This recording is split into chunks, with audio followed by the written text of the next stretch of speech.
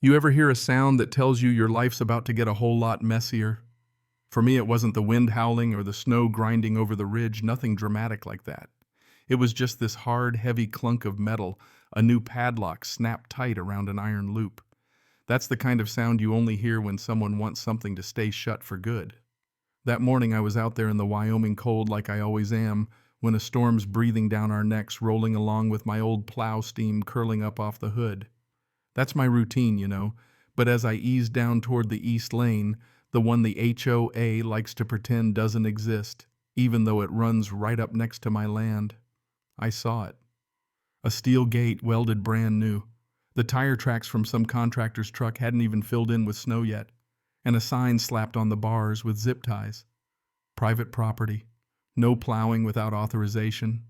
Authorization from them, mind you. The same folks who hadn't cleared that road in years, but now they wanted to make sure I stayed off it. So I sat there a minute, engine rumbling, gloves going numb, just watching my own breath. I'm Wesley West, 58, lived in this canyon my whole damn life. And I'll tell you straight, if anyone in this town ever made it out in February, it's 'cause I didn't sit around waiting for someone else to give me the go-ahead. But this wasn't just disrespect. This was war, or close enough. See the HOA at Bluffgate Bluff, they don't just run a subdivision. They think they're the law out here. Built fences 2 feet over property lines. Paid for snow crews that never showed. Start asking questions, you'll get some violation notice for a birdhouse or unsightly trash cans. But this gate, this was new. The road they locked. That isn't even on their deed. It's an old easement been there since before I was born. My granddad helped dig it out of the hillside. I got the map stamped and archived at the county tucked away in a binder I hadn't cracked open in years. I reversed the plow, real slow, snapping pictures the whole way. The new gate, the cheap post not even sunk deep, the marker flags, even a black camera up in a pine tree pointing right at my trail, making sure I knew I was being watched. But 30 years in Army logistics and you learn quick this wasn't about snow. This was about power, control. So I parked up, stashed the plow, went in and pulled out that binder. Winter route documentation, thick as an old Bible. Every storm, every route cleared since 2017. Weather model printouts from NOAA, notes in the margins. Old land surveys my ammo. Because you see, this wasn't the first time. A couple years back, they tried it with cones and detours, rerouting every plow so they could call the paved loop exclusive.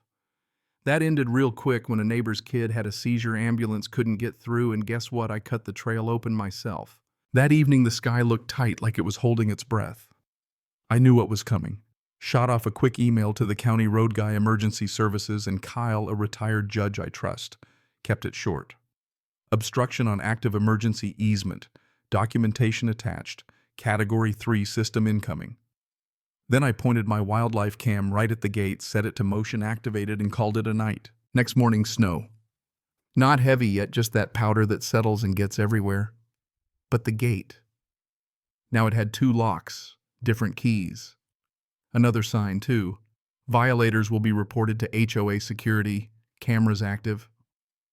I snapped more photos, sent one to my lawyer. She's already got a thick file on these folks. Then I tracked down the contractor who welded the thing. Name's O'Leary, does odd jobs. He told me they called him last-minute cash, under the table, no paperwork. Just temporary, some snow rule thing, he said. Did you sign anything, I asked? He laughed. Not a damn thing. Perfect. By afternoon, I'd mounted a GoPro on the plow and drove slow laps along the fence, camera rolling.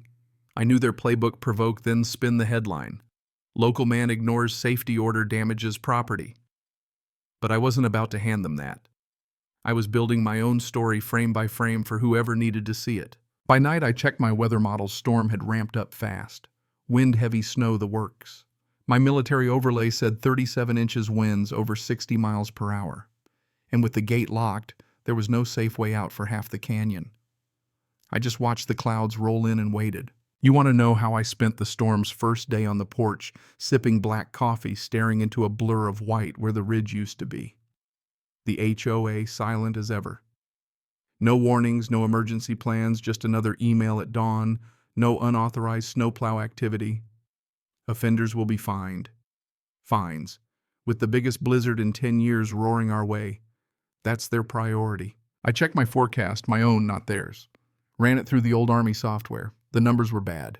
So I called the county, left a message with dispatch-attached photos, GPS logs, everything. Told them elderly residents in Sector D4 have no backup access. I meant Mara, a widow, out by the loop. Her generator failed. Her son stuck out on I-90. She called me in a whisper, scared and cold. They say no one can come in until after inspection, she said. I told her, hang a blanket in the doorway, keep warm. I'll find a way. That afternoon, I printed every contract, every map, every payment the HOA had made for snow removal. 62 grand to some shell company in Arizona, no trucks, no proof, just a P.O. box. By then, my cam caught 3 board members creeping out at 3 in the morning checking the gate. Didn't spot the camera. That footage went straight into the cloud. I even filmed myself standing by the gate, date and time county map in hand, snow already building into a wall behind me. Later that day, Dan, a reporter I trust, emailed back. This real, he asked. If you can confirm, we'll send a drone. I sent him the coordinates and waited. Hours later, HOA President Loretta finally called. You've been warned about unauthorized plowing, Mr. Rohr. Your interference is creating liability. I cut her off. Your official service doesn't exist. I've got proof of every payment, every fake contract, every photo. You've got 6 hours before the storm buries everyone past that gate. She tried to sound tough, even put the vice chair on speaker. We'll report you for harassment. I just laughed. You better call your residents first. By mid-afternoon, it was white out. And wouldn't you know it, Dan's drone feed showed 3 black SUVs nose to tail stuck just past the gate. That's right, the board themselves stranded in their own storm. No one in the neighborhood could reach them except, well, me. The guy they tried to freeze out. I didn't rush. Just watched from the barn, the wind scraping at the siding, snow slicing sideways. Everything locked up tight except my wildlife cam still blinking red. Inside I sat with every note, every clip, every scrap of evidence. I knew once the storm cleared, I'd need to show it all to the public, to a judge, to anyone who'd listen. Drone footage, GPS logs, payment records, secret late-night visits to the fence, all of it. The kind of proof you can't melt or bury. But that night it wasn't guilt I felt. It was just a cold, hard focus. They'd sealed that gate knowing damn well people could die if something went wrong. That's not just carelessness, that's criminal. So when the sheriff finally called, "You got your plow ready," I was already walking toward the shed. He told me 2 residents lost power. One's got oxygen tanks. I said, I'm on it. I didn't go straight to the ridge. First, I measured out the property lines, photos, GPS, the works. Their precious gate 6 feet onto public land. I flagged it, took more photos, uploaded everything. They thought the snow would cover their tracks. They never understood winter doesn't erase wrongdoing. It freezes it in place, holds it for everyone to see when the thaw comes. Then I fired up Maggie, my old plow, and headed for the ridge. The wind nearly ripped the door off when I climbed out. 3 board members shivering in the first SUV, too cold and scared to argue. I leaned in and said, "You built that gate good. Now you're going to help dig the others out." They just nodded. The second vehicle, more board members. One was crying. Not from pain, just shock. You ever see someone realize in a single breath that all the rules they wrote don't mean a damn thing against nature? That was the look. Loaded them into the plow, got them warm, called dispatch. Then I saw the 3rd car door open, drag marks in the snow footprints leading into the trees. Found the vice chair half frozen, barely conscious, babbling about the contract.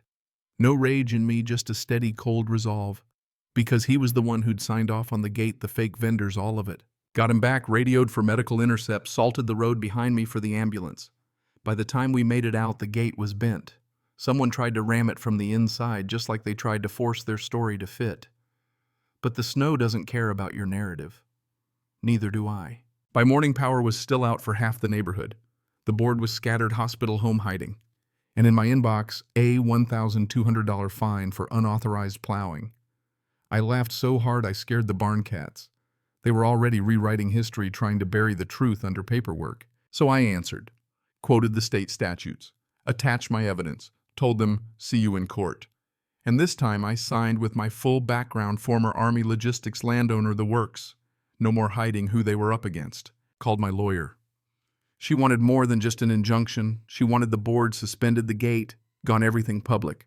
I told her, let's drag 'em into the daylight. By lunchtime, the drone footage had gone viral.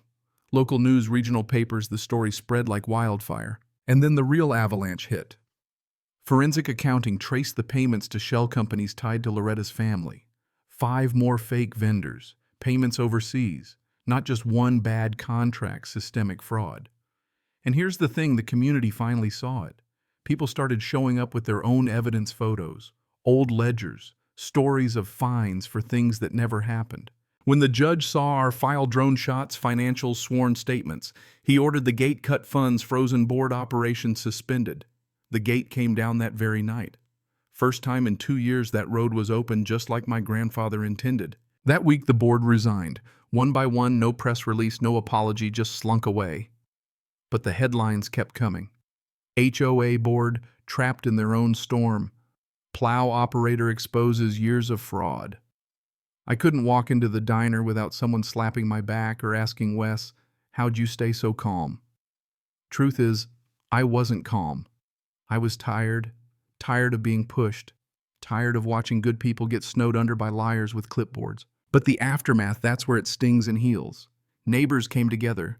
Old grudges set aside, people shoveling each other's walks, sharing generators, even potluck dinners, just to feel like a real community again. One woman pressed a photo into my hand, her father safe and warm, thanks to that open road. Said I saved his life. I didn't know what to say. The investigation spread. State auditor, federal agents, even a senator wrote me a letter. Turns out our little storm sparked new laws. HOA audits public access whistleblower protections. A year later, we threw a block party on the very road they tried to steal. Kids laughing, potluck tables, a wooden sign someone carved. Community maintained. No gates ever. You want to know what I learned? It's not about being a hero. Sometimes you don't need a badge. You need a binder. You don't need a title. You need proof. And you don't need to fight with fists. You fight with records, time-stamped, logged, unshakable. You keep documenting even when no one believes you until they have no choice but to see what's real. So, what do you think? Was I right to push back the way I did? When does self-defense become vengeance, or does it? What's the line between protecting your home and tearing down someone else's walls? I want to hear your story too. Have you ever stood up to a board, a boss, a neighbor who thought the rules only applied one way? Tell me what you'd do if you were standing in the snow with a plow, a locked gate, and a choice. That night I stood on my porch, coffee in hand stars, wheeling over the bluff. The snow was finally melting, the road clear and open just like the truth.